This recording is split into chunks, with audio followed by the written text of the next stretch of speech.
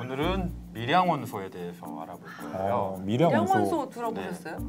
밀양원소 처음 들어보는데요. 많으면 대량이라고 하죠. 대량. 네. 적으면 소량. 소량이라고 하죠. 그거보다 더 적으면 밀양. 어떤 원소들이 있습니다. 아주 작은 것들. 대표적인 밀양 원소로 칼슘도 있고요, 인도 있고, 그다음에 아연이라든가 아연. 구리, 아연. 마그네슘, 망간, 철, 셀레늄 뭐 이런 것들이 몸에 필요는 하는데 아주 소량이에요. 네네. 그래서 우리가 밀양 원소라고 얘기를 하는 겁니다. 네. 그런 것들이 사료에 다 들어가 있다는. 그럼요. 먹거리에 사료뿐만 아니라 뭐 간식이라든가 모든 먹거리에 우리 먹는 음식에도 다 들어가 있습니다. 사람이 먹는 음식. 네. 네네.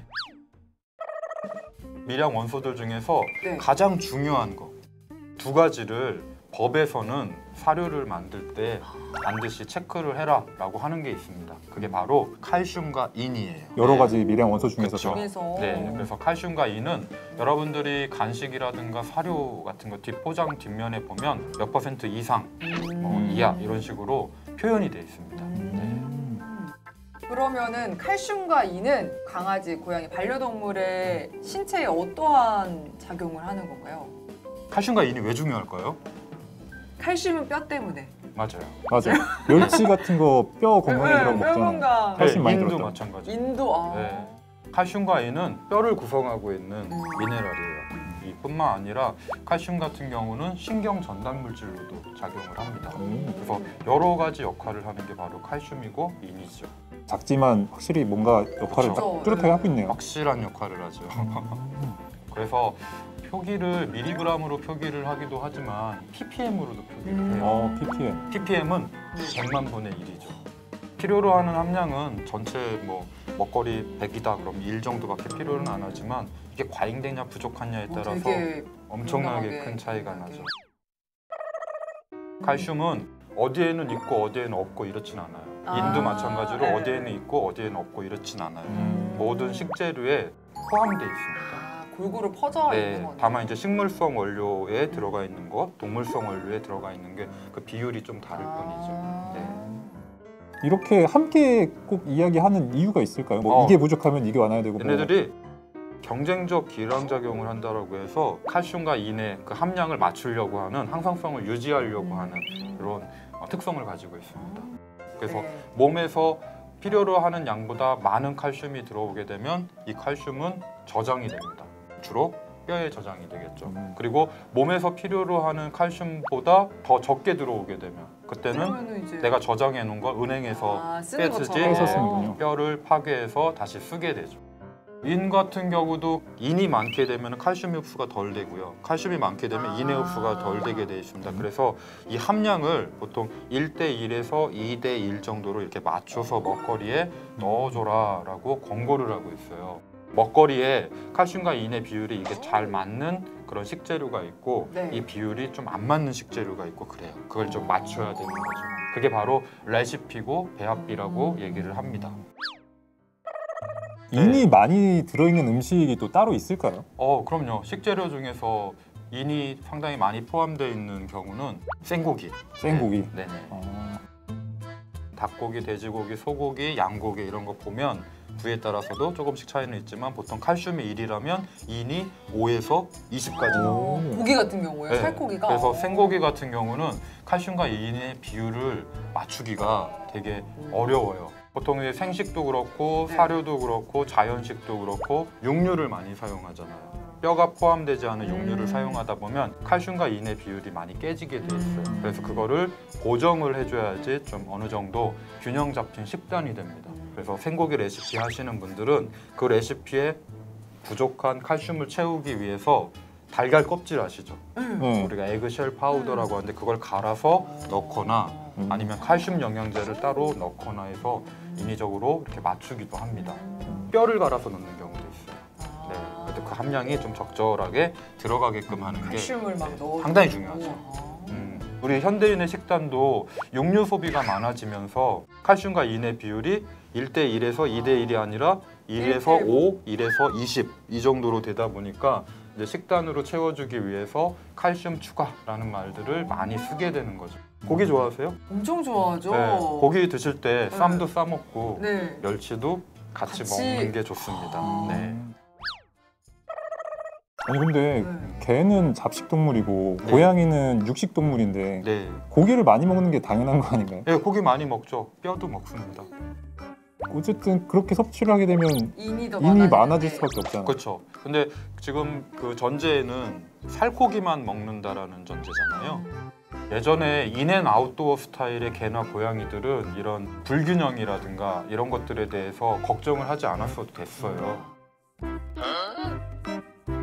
자연계에 있는 먹거리로 이렇게 한다라면 그때 살코기도 먹고 내장도 먹고 다 같이 먹이에 이제 위장에 속해 있는 그런 것들도 후화된 것들도 같이 먹기 때문에 비율이 맞는데 개하고 고양이들이 인도어 스타일이다 그러면 집에서 챙겨주질 않으면 그렇죠. 우리가 인위적으로 살코기만 골라서 주게 되면 그게 좀 장기간 지속되면 이 밸런스를 좀 깰 수 있다라는 거죠. 예를 들면 아픈 애들 중에서 제일 조심해야 될 게 신부전이라든가 이런 이제 신장 쪽에 문제가 있는 애들은 생고기 같은 것들을 먹는 게 많이 도움이 되질 않죠. 신부전 같은 경우에 정상적인 경우가 아니잖아요. 신장에서 하는 일 중에 가장 많은 역할을 하는 것 중에 인을 배출하는 역할을 합니다. 네. 그런데 신장이 망가지게 되면 인 함량이 배출이 안 되고 계속 몸에 저류되겠죠. 그럼 몸에서는 인이 많다라고 느껴요. 그러면 이거를 맞추기 위해서 칼슘을 어떻게 하겠어요? 억지로 만들어내서 이렇게 네. 맞추죠. 네. 이렇게 맞춰준 칼슘은 몸에서 필요로 하는 칼슘이 아니죠. 그렇죠. 더 과잉으로. 그렇죠. 그럼 이 칼슘은 어디로 갈까요? 돌고 돌아서 칼시피케이션이라고 해서 석회화라고 석회화해서 합니다. 칼슘 덩어리들이 이렇게 쌓이는 쭉쭉쭉 거예요? 쌓이는 거죠. 그게 또 염증을 일으키게 되죠. 칼슘과 인이 저희가 생각하는 것보다 더 네. 뗄래 뗄 수 없는 관계고 맞아요. 중요한 부분이었네요. 그래서 네. 강아지 사료나 고양이 사료에 단백질 함량, 지방 함량 나오잖아요. 네. 네. 그리고 조해분, 조섬유 함량 나오잖아요. 네. 그리고 칼슘과 인의 함량을 쓰게 되는 이유가 가장 중요한 이유가 여기 있습니다. 그걸 맞춰야 되니까요. 칼슘과 인이 또 이렇게 중요한지 잘 몰랐었는데 우리가 먹을 때는 그런 거 상관 안 그냥 하고 먹잖아요. 그렇죠. 칼슘이 뼈 튼튼 이 정도만 알고 있었는데 멸치 먹고 우유 네, 먹고 그런 줄 그러니까요. 알았지. 그렇죠. 결국엔 이런 것들도 어쨌든 부족하면 네. 뭐 문제가 생기고 과잉이 되면 문제가 생기고 그렇죠. 그런 부족증, 거죠. 과잉증이 있는 게 다 미량원소입니다. 저는 그런 거 들어본 거 있어요. 가끔 눈 막 밑에 떨리거나 그 마그네슘. 마그네슘 네. 아, 마그네슘이 부족하면 그런 증상이 네. 생기는 거예요? 그래서 그런 거를 또 현대인들 챙겨 먹기도 하죠. 네 맞아요. 골고루 먹으면 아무 문제가 되지 않아요. 제가 요새 눈밑이 좀 팍 떨리는데 지금 말씀하신 거 들어보니까 편식을 좀 많이 해서 그런 게 아닐까. 칼슘과 인이 부족할 때도 그렇죠. 병이 생길 수 있겠네요. 그럼요. 아 그러면 부족하고 과잉 될 때 부족하게 되는 사례는 이제 내 몸에서 칼슘을 많이 빼나갈 때인데 어느 때냐면 임신했었을 때. 임신했었을 때 필요한 칼슘을 어디서 빼겠습니까? 뼈에서. 뼈에서 그렇죠. 그래서 네. 우리 엄마들이 아기 낳고 그렇죠. 하면은 골다공증. 골다공증 해야 네. 되고 몸조리 잘해야 된다고 그렇죠. 하는 게 뼈 삭신 네. 이런 얘기 하잖아요. 삭신이 쑤시면 안 되니까 네. 잘 몸조리해야 그래서 산자수에 따라서 다르긴 한데 강아지를 뭐 5마리, 8마리 이렇게 낳게 되면 이제 사지서부터 이렇게 마비가 오는 경우가 있어요. 주로 이제 임신했는데 많이 젖으로 빨리게 됩니다. 칼슘 부족으로 인해서 몸에 있는 칼슘을 다 소진하고도 그래도 칼슘이 또 나가니까 그때는 이제 신경전달 물질 중에 하나가 칼슘이거든요. 네, 그래서 몸이 이제 사지부터 이렇게 마비가 오죠. 그래서 그때는 칼슘이 많이 필요하니까 영양제로 이렇게 채워주는 경우도 있습니다. 근데 미량원소는 네. 보통은 웬만해서 과잉증, 부족증이 생기지는 않아요. 웬만해서는. 그냥 골고루 잘 먹는다면 네. 딱히 걱정할 필요는 그렇죠. 없는 거네요. 그리고 사료들이 대부분 AFCO나 페디아프 기준을 충족시켜서 나오잖아요. 네네네. 뭐 심지어 이렇게 저가 사료라고 하는 것들도 그런 이제 미량원소 같은 것들은 다 맞춰서 나옵니다. 네.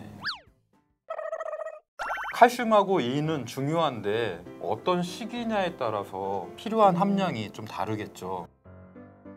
뼈가 막 성장하는 시기가 있어요. 어떤 시기일까요?